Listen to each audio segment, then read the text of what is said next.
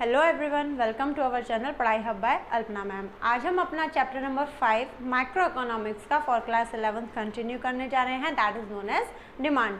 इससे प्रीवियस हमारे इस चैप्टर से रिलेटेड एक वीडियोस हो चुका है, तो अगर आपने वो नहीं देखा है तो पहले आप उसे गो थ्रू करिए। एंड अगर आप हमारे चैनल पर नए हैं तो please subscribe my channel and like, comment and share with your friends. Okay, चलिए तो आज हम यहाँ पर कंटिन्यू करते हैं अपना माइक्रो इकोनॉमिक्स का चैप्टर नंबर 5 फटाफट।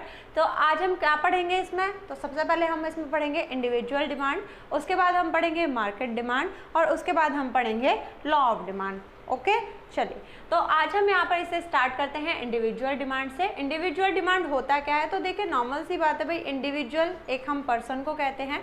तो individual demand it refers to demand by an individual for a particular commodity in the market. ये क्या है, it refers to the demand by an individual. यहाँ पर हम डिमांड की बात कर रहे हैं, किसके द्वारा, एक इंडिविजुअल, एक सिंगल पर्सन के द्वारा फॉर अ पर्टिकुलर कमोडिटी, एक पर्टिकुलर कमोडिटी के लिए इन द मार्केट। एक मार्केट में जब कोई पर्सन किसी चीज़ के लिए डिमांड करता है उसी को हम इंडिविजुअल डिमांड कहते हैं। सिंपल डिमांड वाला कॉन्सेप्ट हम प्रीवियस वाले वीडियो में क्लियर कर चुके हैं। ओके, चलिए इसके बाद अब हम बात करते हैं individual demand schedule. Individual demand schedule क्या होता है या ये बनता कैसे है, तो देखिए अगर मैं आपको एक नॉर्मल सी बात बताऊँ, 11th के लिए ही नहीं, आप आगे जब 12th में जाएंगे या आप अपना जो भी पोस्ट ग्रेजुएशन या आगे जो भी आप अगर कंटिन्यू करेंगे अपनी स्टडीज़ को, तो अगर आप उसमें इकोनॉमिक्स सब्जेक्ट लेते हैं, ठीक, तो इकोनॉमिक्स में यहाँ पर आपका प्रेजेंटेशन बहुत ही मैटर करता है। बट ऐसा नहीं है कि आप कुछ भी बना के आओ, बट यहाँ पर क्या है,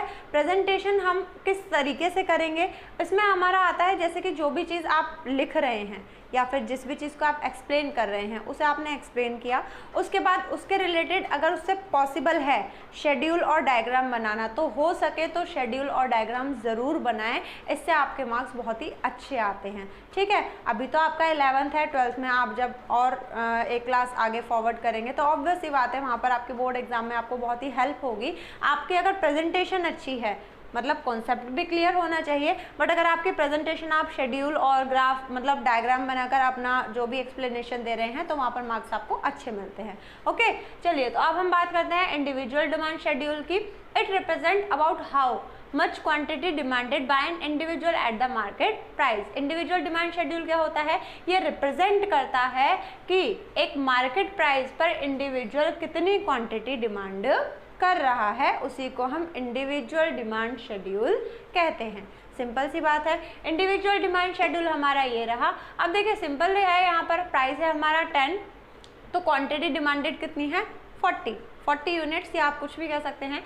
यहाँ पर प्राइस है हमारा 20, तो यहाँ पर क्वांटिटी डिमांडेड है 30, क्योंकि यहाँ पर हमारा लॉ ऑफ डिमांड अभी हम पढ़ेंगे। लॉ ऑफ डिमांड यही कहता है कि जैसे जैसे अगर चलो हम लॉ ऑफ डिमांड नहीं भी अभी, क्योंकि अभी हमारा बाद में है, तो अगर सपोज हम लॉ ऑफ डिमांड को अभी हटा भी दें कि चलो अभी हमने नहीं पढ़ा क्योंकि अभी हम इंडिविजुअल डिमांड पढ़ रहे हैं, तो सिंपल सी बात है भाई, अगर मैं प्रैक्टिकली कहूँ हम कौन सी चीज़ ज़्यादा प्रेफर करेंगे, या फिर हम ही नहीं मार्केट में अगर मैं ज़्यादातर लोगों को करूँ, या फिर उस सब में मार्केट किससे बनती है, अलग अलग एक इंडिविजुअल पर्सन से या बहुत सारे इंडिविजुअल पर्सन को मिलाकर ही मार्केट बनती है।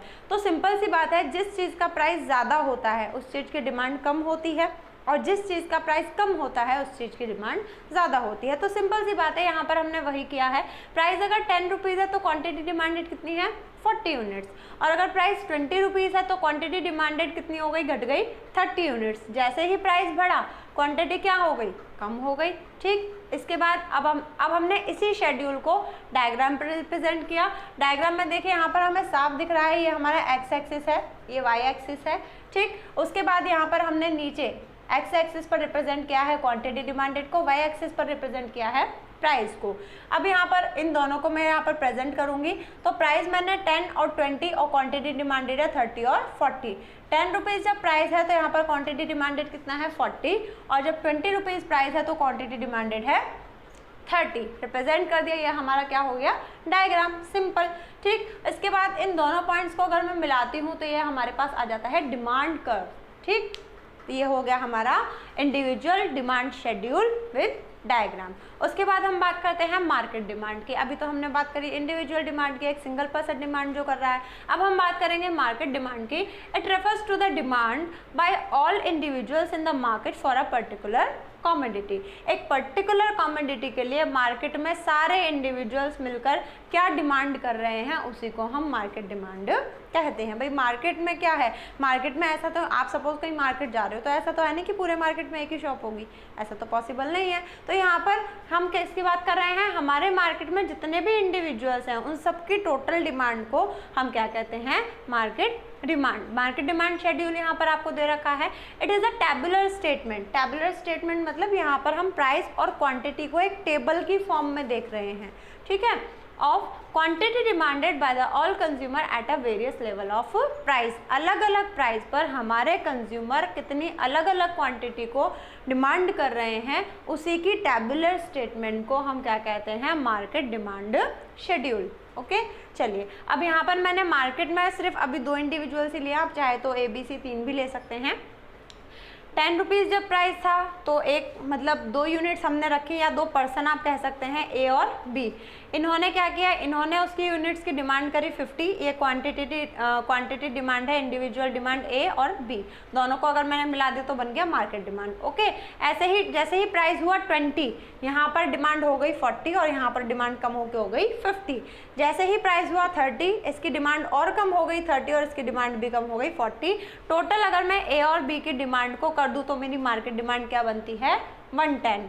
20 रुपीज़ पर मेरी डिमांड हो गई 90 और 30 रुपीज़ पर हमारी डिमांड हो गई 70। ऑल ओवर वही हमारा ग्राफ चल रहा है, जैसे जैसे प्राइस बढ़ रहा है वैसे वैसे डिमांड क्या हो रही है, कम हो रही है। इसी चीज़ को मैंने यहाँ पर रिप्रेजेंट कर दिया डायग्राम में, तो ये मेरा हो गया मार्केट डिमांड कर्व। ओके, तो यहाँ पर अब हम ये जो हमारा आता है उसको हम DD करके लिखते हैं, मतलब डिमांड कर्व। तो यहाँ पर हमने इसको रिप्रेजेंट किया, हमारा Y एक्सिस पर वही सेम प्राइस रहता है, X एक्सिस पर क्वांटिटी डिमांडेड रहता है। मैंने यहाँ पर अपना कम और ज़्यादा के हिसाब से, क्योंकि देखिए यहाँ पर प्राइस मेरा 10 से स्टार्ट हो रहा है 30 तक, तो मैंने यहाँ पर 10 से स्टार्ट किया है। ऐसे ही मार्केट डिमांड मेरा हाईएस्ट है 110 तक, तो मैंने 20-20 का गैप लिया है ताकि वहाँ पर जो भी मतलब गैप है वो इतना डिस्टर्ब ना हो, इक्वल रहे। तो यहाँ पर जब मैंने इसको यहाँ पर प्रेजेंट किया, देखिए 10 रुपीज़ के प्राइस पर मार्केट डिमांड कितनी थी, 110। ओके, उसके बाद 20 प्राइस पर मार्केट डिमांड कितनी थी, 90। उसके बाद 30 रुपीज़ पर 30 प्राइस पर मार्केट डिमांड कितनी थी, 70। As simple as. इसको हम इकोनॉमिक्स बच्चों को लगता है कि ज़्यादा टिपिकल है, कुछ भी नहीं है। अगर आप अपने कॉन्सेप्ट क्लियर करके चल रहे हैं, उसको सिंपल आपने एक शेड्यूल बना दिया, उसके अकॉर्डिंग डायग्राम बना दिया, दैट्स इट, आपको मार्क्स भी पूरे मिलते हैं। ठीक है, चलिए इसके बाद अब हम पढ़ते हैं law of demand. Law of demand क्या कहता है, लॉ ऑफ डिमांड आपके आगे भी काम में आता है, बहुत सिंपल है, कोई रटने वाली चीज़ नहीं है। जैसे कि it means quantity demanded of a commodity rise due to fall in price of the commodity and vice versa. अब other things remain same. Simple सी बात है भाई, ये हम पहले भी पढ़ चुके हैं, प्रैक्टिकल भी हम लोग ये सब जानते हैं।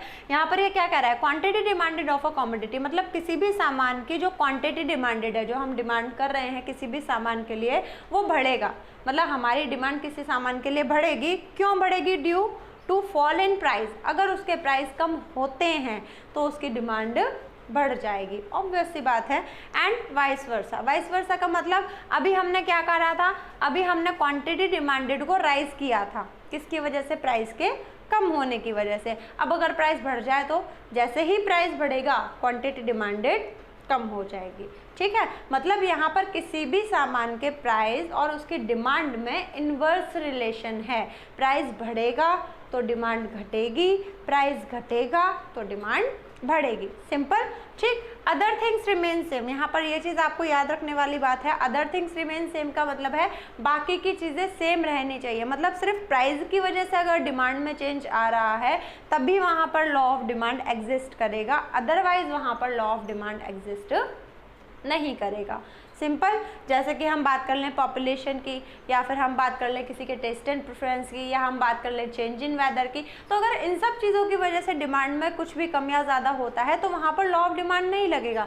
लॉ ऑफ डिमांड सिर्फ कब लगेगा, जब सामान के प्राइस की वजह से उसके डिमांड में कोई चेंज आता है तभी लॉ ऑफ डिमांड लगेगा, अदरवाइज वहाँ पर लॉ ऑफ डिमांड नहीं लगेगा। इसीलिए यहाँ पर हमने लिखा है अदर थिंग्स रिमेन कांस्टेंट। सिर्फ प्राइस में चेंज होने की वजह से डिमांड में चेंज आएगा तो वहाँ लॉ ऑफ डिमांड है, अदरवाइज किसी और वजह से अगर डिमांड में चेंज आ रहा है तो वहाँ पर लॉ ऑफ डिमांड नहीं है। सिंपल। इसी को फिर से हमने शेड्यूल और डायग्राम में रिप्रेजेंट किया है। तो शेड्यूल में हमने वही बताया है, देखिए जैसे जैसे प्राइस यहाँ पर बढ़ रहा है वैसे वैसे हमारी पर्टिकुलरली किसी भी सामान के लिए डिमांड क्या हो रही है, कम हो रही है। सिंपल, मैंने उसे ग्राफ पर प्रेजेंट किया, वाई एक्सिस पर प्राइस, एक्स एक्सिस पर क्वांटिटी डिमांडेड। जैसे जैसे यहाँ पर देखिए प्राइस 1 था तो यहाँ पर मैं हमारी क्वांटिटी डिमांडेड कितनी थी, 50। जब प्राइस 2 हुआ तो वो कम हो गई 40। जब 3 था तो वो और कम हो गई 30। जब 4 था 20 एंड जब 5 उसका प्राइस इतना ज़्यादा हो गया तो क्वांटिटी डिमांडेड बहुत ज़्यादा कर गई, इट इज़ 10।